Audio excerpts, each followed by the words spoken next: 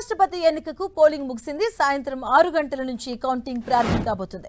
రాత్రి 8 గంటల కల్లా ఫలితం ప్రకటించే అవకాశం ఉంది. ఇక ఇవాళ ఉదయం ప్రధాని మోదీ తొలి ఓటు వేశారు.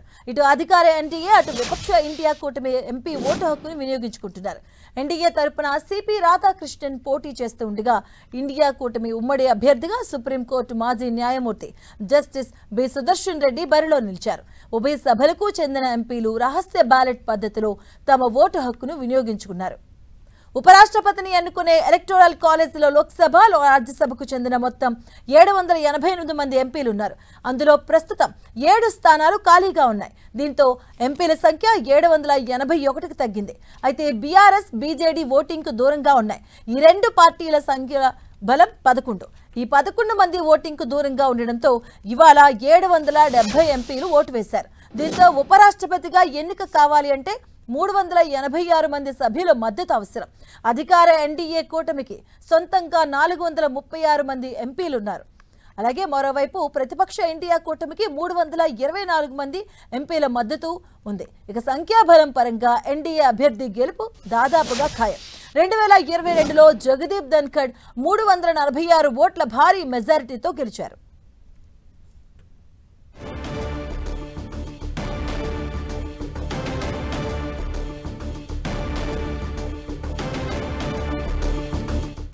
ఉపరాష్ట్రపతి ఎన్నిక పోలింగ్ ముగిసింది.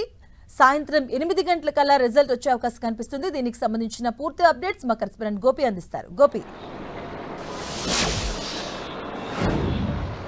కొద్దిసేపటి క్రితమే ఉపరాష్ట్రపతి ఎన్నిక ముగియడం జరిగింది. మొత్తం 781 మంది ఎంపీలు తమ ఓటు హక్కును వినియోగించుకున్నారు. అయితే ఇటు ఇండియా కూటమి, ఎన్డీఏ కూటమి ఇద్దరు అభ్యర్థులు కూడా ఈ యొక్క ఉపరాష్ట్రపతి ఎన్నిక పైన ఆశాభావంతో ఉన్న పరిస్థితి అయితే కనపడుతుంది. అదేవిధంగా ఇటు లోక్సభలో 542 మంది ఎంపీలు, అదేవిధంగా 239 మంది రాజ్యసభ సభ్యులు కూడా ఈ యొక్క ఉపరాష్ట్రపతి ఎన్నికల్లో పాల్గొనడం జరిగింది, తమ ఓటు హక్కును వినియోగించుకోవడం జరిగింది. అయితే సాయంత్రం అంటే ఇంకో గంట సేపట్లో ఈ యొక్క ఓట్ల లెక్కింపు కార్యక్రమం మొదలవుతుంది. రాత్రి 8 గంటల వరకే ఈ యొక్క ఫలితాలు కూడా వెలువడే అవకాశాలు అయితే కనపడుతున్నాయి.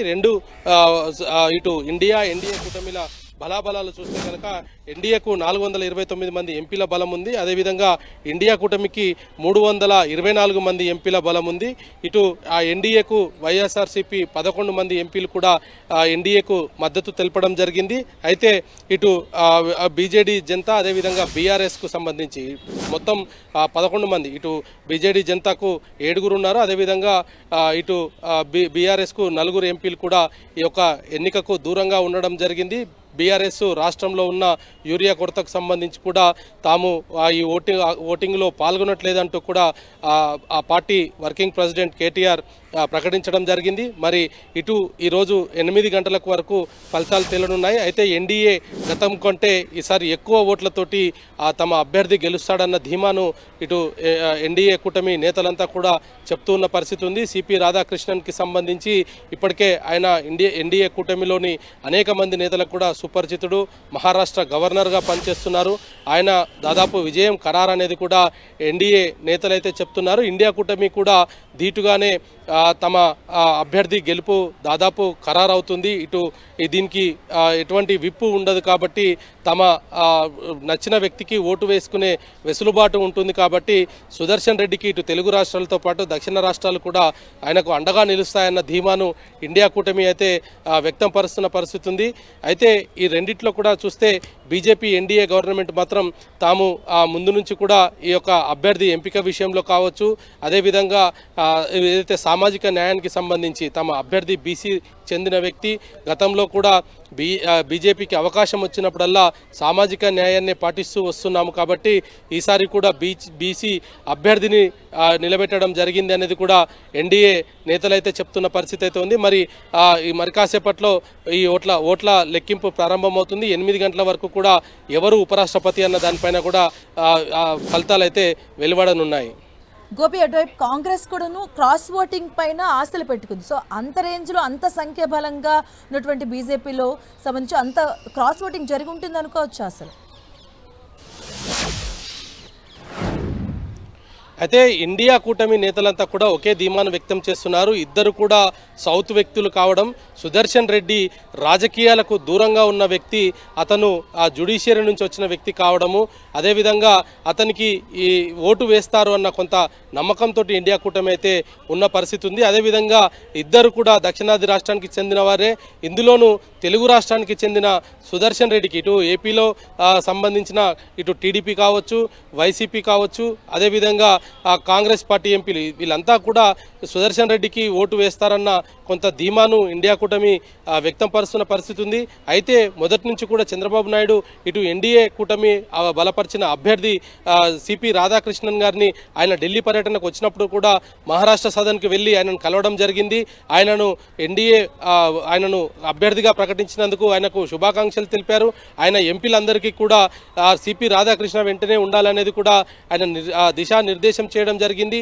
నిన్న రాత్రి కూడా ఇటు మంత్రి నారా లోకేష్ కూడా ఢిల్లీకి వచ్చి కూడా ఆయన టీడీపీ ఎంపీలందరినీ కూడా ఇటు ఎన్డీఏ బలపరిచిన అభ్యర్థికి తమ ఓటు హక్కు వేయాల్సిందిగా కూడా ఆయన సూచించడం జరిగింది. అదేవిధంగా ఇటు దక్షిణాది రాష్ట్రానికి చూస్తే తమిళనాడుకు సంబంధించిన వ్యక్తే సిపి రాధాకృష్ణన్ కావడంతో తమిళనాడులోని ఓట్లన్నీ కూడా రాధాకృష్ణకే పడతాయన్న ధీమాతోటి ప్రస్తుతం ఎన్డీఏ కూటమి అయితే ఉంది. మరి ఇండియా కూటమి కూడా ఇద్దరు దక్షిణాది రాష్ట్రం కావడం, అందులో ఈయన రాజకీయాలకు దూరంగా ఉన్న వ్యక్తి కావడంతో ఉపరాష్ట్రపతి పదవికి ఆయనను అర్హుడుగా ఎన్నుకుంటారన్న ఆశాభావాన్ని అయితే వ్యక్తం చేస్తున్న పరిస్థితి ఉంది. అదే అంశాన్ని కూడా ఆయన సుదర్శన్ రెడ్డి ఇతర పార్టీలకు సంబంధించిన ఎంపీలను కలిసి కూడా ఆయన విజ్ఞప్తి చేయడం జరిగింది. సో మరి కాసేపట్లో ప్రారంభమయ్యే ఈ ఓట్ల లెక్కింపు కార్యక్రమంలో 8 గంటల లోపే ఈ ఫలితాలు తేలనున్నాయి. కాబట్టి మరి ఇప్పటికే ఎన్డీఏకి సంబంధించి ఒక స్పష్టమైన మెజారిటీ ఉన్నప్పటికీ కూడా క్రాస్ ఓటింగ్ ద్వారా తమ అభ్యర్థి గెలుస్తాడన్న కాంగ్రెస్ నమ్మకం నిజమవుతుందో లేదో అయితే వేచి చూడాల్సిన అవసరం ఉంది. గోపి, కౌంటింగ్ ఎన్ని గంటలకు స్టార్ట్ అవుతుంది? రిజల్ట్ ఎన్ని గంటలకు వచ్చే అవకాశం ఉంటుంది? సో మొత్తంగా మనం చూసుకుంటే దీంట్లో 781 మంది సభ్యులు ఓటు హక్కు వినియోగించుకున్నారు. 6 గంటలకు ఈ యొక్క కౌంటింగ్ ప్రారంభమవుతుంది. అంటే 6 గంటల నుంచి దాదాపు 2 గంటల లోపే ఈ యొక్క ఫలితాలు వెలువడే అవకాశాలు కనపడుతున్నాయి. రాత్రి 8 గంటల లోపే ఈ యొక్క రిజల్ట్స్ను కూడా అనౌన్స్ చేస్తారు. ఇటు ఎన్డీఏ కూటమి, ఇండియా కూటమికి సంబంధించిన అభ్యర్థి గెలుపొందారా అనేది మాత్రం 8 గంటల వరకు అయితే వేచి చూడాలి. ఎందుకంటే ఒకవైపు స్పష్టమైన మెజారిటీ ఎన్డీఏకు ఉన్నప్పటికీ కూడా Congress India alliance cross voting ద్వారా తమ అభ్యర్థి గెలుస్తారనేది కూడా చెప్తూ ఉన్నారు. అయితే ఇటు ఎన్డీఏ మాత్రం నిన్న ఏదైతే మాక్ పోలింగ్ సందర్భంగా కూడా చెల్లని ఓట్లు పడకుండా ఉండే విధంగా ప్రతి ఒక్కరు కూడా ఏ విధమైన జాగ్రత్తలు తీసుకోవాలన్న దానిపైన కూడా ప్రధాని నిన్న ఇటు సెంట్రల్ హాల్లో మాట్లాడడం, కూటమికి సంబంధించిన ఎంపీలందరితోటి కూడా ఆయన చర్చించడం జరిగింది. సిపి రాధాకృష్ణకు ఒక్కటి కూడా చెల్లని ఓటుగా ఉండకూడదు, అందరూ జాగ్రత్త తీసుకొని తమ ఓటు హక్కు వినియోగించుకోవాల్సిందిగా కూడా కోరడం జరిగింది. అయితే పూర్తి మెజారిటీ ఎన్డీఏకు ఉన్నప్పటికీ కూడా కాంగ్రెస్ మాత్రం క్రాస్ ఓటింగ్ పైన కొంత ఆశతోటి ఉన్న నేపథ్యంలో మరి 8 గంటల లోపే ఈ ఫలితాలు వెలువడే అవకాశాలు ఉన్నాయి. కాబట్టి ఎవరు ఉపరాష్ట్రపతి అభ్యర్థి అనేది మాత్రం 8 గంటల వరకు అయితే రిజల్ట్స్ అనౌన్స్ చేసే అవకాశాలు ఉన్నాయి. Right, thank you Gopi.